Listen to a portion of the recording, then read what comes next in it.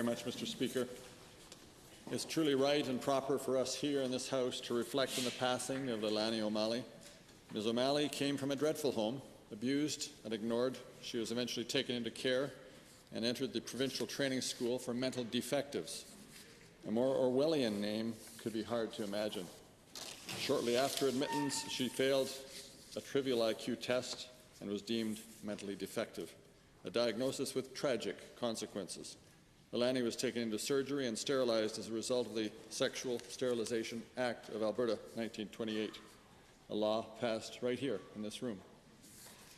A ward of the province for 11 years, she was eventually released and attempted to live a normal life, only for her world to be shattered again upon realizing the misdiagnosis and the consequences. None here can imagine the pain in overcoming such hardship, yet Leilani O'Malley did not crumble, nor did she simply accept what was done to her in silence. Instead, she decided to fight for all those who could not speak for themselves. Her courage and determination brought a light to one of the darkest chapters in Alberta's history.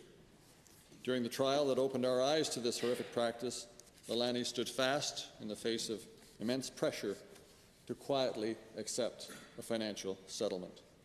She was resolute in her belief that money mattered far less than revealing the injustice done to her and to many others. Because of her strength, thousands of Albertans received a long-overdue apology and some recompense for their suffering. After her court victory, Leilani continued as an activist for the rights of others. I quote, "People don't know what goes on behind closed doors," end of quote. But she did, and she was determined that others would know too. In 2001, Leilani O'Malley made an unsuccessful bid for a seat in the legislature here in Alberta.